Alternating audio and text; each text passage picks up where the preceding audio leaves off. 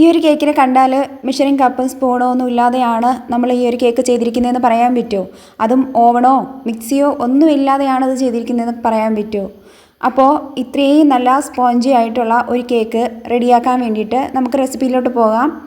ഇത് നമ്മൾ സാധാരണ വിസ്ക് മാത്രം ഉപയോഗിച്ചിട്ടാണ് ഈ ഒരു കേക്ക് ചെയ്തിരിക്കുന്നത്. അത് മാത്രമല്ല മെഷറിംഗ് സ്പൂണിനും കപ്പിനും പകരം ഗ്ലാസും സ്പൂണുമാണ് എടുത്തിട്ടുള്ളത് കേട്ടോ. അപ്പോൾ കേക്ക് ചെയ്യുന്നതിന് വേണ്ടിയിട്ട് ഒരു ഗ്ലാസ് മൈദ ഇട്ട് കൊടുക്കാം. അതിനോടൊപ്പം ഒരു ടീസ്പൂൺ ബേക്കിംഗ് പൗഡർ ചേർത്ത് കൊടുക്കാം. എന്നിട്ട് നന്നായിട്ട് അരിച്ചെടുക്കാം. വീണ്ടും ഒരു ബൗൾ എടുക്കുക. അതിലോട്ട് 50 ഗ്രാം ബട്ടർ എടുക്കാം. അതിനെ നന്നായിട്ട് സോഫ്റ്റ് ചെയ്തെടുക്കുക. ശേഷം ആ നേരത്തെ മാവെടുത്ത് അതേ കപ്പിൽ ഒരു കപ്പ് പൊടിച്ച പഞ്ചസാര എടുക്കാം. അത് ബട്ടറുമായിട്ട് നന്നായിട്ട് മിക്സ് ചെയ്ത് കൊടുക്കാം.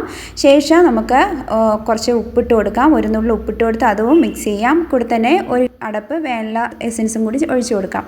അതും നന്നായിട്ട് മിക്സ് ചെയ്ത് വന്നാൽ നമുക്ക് ഇതിലോട്ട് ഒരു മുട്ട പൊട്ടിച്ചൊഴിച്ച് കൊടുക്കാം. ആ മുട്ട നന്നായിട്ട് മിക്സ് ചെയ്തെടുത്ത് കഴിഞ്ഞാൽ അടുത്ത് ഒരു മുട്ടയും കൂടി പൊട്ടിച്ചൊഴിച്ച് കൊടുക്കാം. ടോട്ടൽ നമ്മൾ ഈ ഒരു കേക്കിന് വേണ്ടിയിട്ട് 2 മുട്ടയാണ് എടുക്കുന്നത്. 2 മുട്ടയും നന്നായിട്ട് മിക്സായി വന്നിട്ടുണ്ടെങ്കിൽ നമുക്ക് നേരത്തെ അരച്ച് വെച്ചിട്ടുള്ള ഡ്രൈ ഇൻഗ്രീഡിയൻസ് ചേർത്ത് കൊടുക്കാം. അപ്പോൾ ആ ഡ്രൈ ഇൻഗ്രീഡിയൻസ് ചേർത്ത് കൊടുക്കുമ്പോൾ 2-3 ബാച്ചസ് ആയിട്ട് ചേർത്ത് നന്നായിട്ട് ഇളക്കി യോജിപ്പിച്ചെടുക്കാം. അപ്പോൾ മാവൊക്കെ നന്നായിട്ട് മിക്സായി വന്നാൽ നമ്മൾ നേരത്തെ മാവൊക്കെ അളന്നെടുത്ത അതേ ഗ്ലാസ്സിൽ തന്നെ ഒരു 1/4 ഗ്ലാസ് ഇളം ചൂടുള്ള പാൽ, കുറച്ച് ചൂട് വേണം, നമ്മൾ വിരലൊക്കെ മുക്കുമ്പോൾ ഒന്ന് ജസ്റ്റ് ചൂടുണ്ടായിരിക്കണം, അതുപോലെ ചൂടുള്ള പാലൊന്ന് ചേർത്ത് കൊടുക്കാം. ചേർത്ത് കൊടുത്ത് അതും മെല്ലെ യോജിപ്പിച്ചെടുക്കാം. യോജിപ്പിച്ചെടുത്തതിന് ശേഷം നമുക്ക് ആ ഒരു ബാറ്റർ ടിന്നിലോട്ട് മാറ്റി കൊടുക്കാം.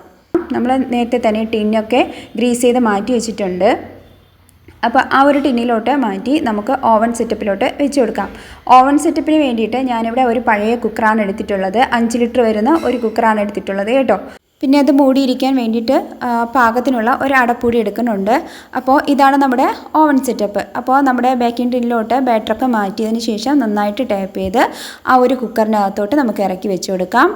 ലോ ടു മീഡിയം ഫ്ലെയിമിലാണ് നമുക്കിത് ബേക്കാക്കി എടുക്കാനുള്ളത്. ഈ ഒരു കേക്ക് ബട്ടറിൽ ചെയ്തതുകൊണ്ട് തന്നെ കുറച്ച് ബേക്കിംഗ് ടൈം കൂടുതലായിരിക്കും. ഒരു 45-50 മിനിറ്റോളം ബേക്കിംഗ് ടൈം എടുക്കും. അപ്പോൾ നമ്മുടെ കേക്ക് ഇവിടെ ബേക്കായി വന്നിട്ടുണ്ട്.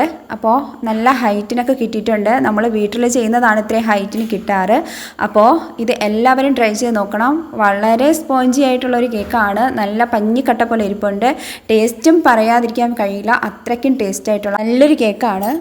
അപ്പോൾ തീർച്ചയായും ഈ ഒരു കേക്ക് ട്രൈ ചെയ്ത് നോക്കുക. പിന്നെ ഇതിൻ്റെ ഡീറ്റെയിൽഡ് വീഡിയോ അറിയാവുന്നതിന് വേണ്ടിയിട്ട് ഈ താഴെ കൊടുത്തിരിക്കുന്ന പ്ലേ ബട്ടണിൽ ഞാൻ അതിൻ്റെ ഫുൾ വീഡിയോ കൊടുക്കുന്നതായിരിക്കും. അപ്പോൾ അത് കണ്ട ശേഷം എല്ലാവരും ഈ ഒരു റെസിപ്പി ട്രൈ ചെയ്ത് നോക്കണം. കൂടാതെ തന്നെ നമ്മുടെ ചാനലിനെ ഒന്ന് സപ്പോർട്ട് ചെയ്യുകയും വേണം കേട്ടോ.